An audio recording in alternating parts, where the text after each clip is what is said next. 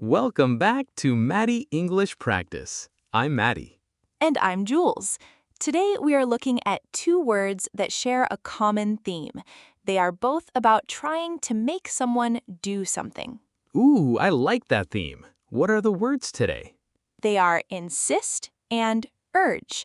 English learners often mix them up because they both mean pushing someone to take action, but the feeling of each word is very different. Let's start with insist. That is spelled I-N-S-I-S-T.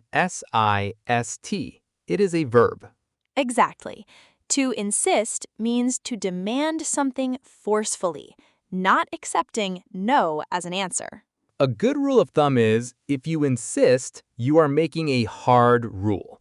You are trying to have the final power in the situation. Imagine you are at a very expensive restaurant with your friend. The bill comes and it is a lot of money. You both reach for your wallets at the same time. Oh, I know this feeling. It is the classic restaurant fight over who pays the bill. Right. So your friend grabs the bill and says they will pay. You say, "No, put your wallet away. I insist." Because you're not taking no as an answer. You are forcefully demanding to pay. Exactly. Now let's look at urge, spelled U-R-G-E. It is also a verb.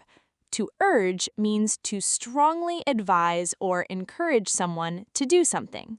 You are pushing them with your words, but you don't have the final say. They still get to choose. Back to our restaurant scenario. The bill is paid, but you are both very full. However, there is a delicious chocolate cake on the dessert menu. I am always full, but I am never too full for cake. Your friend really wants you to try it because it is their favorite. They might say, "I urge you to get the chocolate cake. It is amazing." They're strongly advising you, but you make the final choice to eat it. So, what is the common mistake learners make with these two? People often swap them because they feel similar. You might hear someone say, "I urge that I pay the bill." That sounds very strange because you can't advise yourself to pay. Right. It should be I insist that I pay the bill because you are demanding it, and I urge you to try the cake because you are strongly recommending it. Right. Here's a memory trick. Insist starts with in. Think of someone putting their foot in the doorway so you can't close it. They are demanding.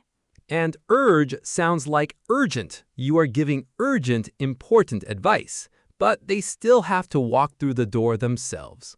Now it's your turn for homework. We want you to write 2 sentences in the comments below. Tell us about one thing your parents used to insist you do and one thing a friend recently urged you to try. You are doing a fantastic job with your English vocabulary. Keep up the great work. We urge you to keep practicing, and we insist you have a wonderful day. See you next time on Mady English Practice.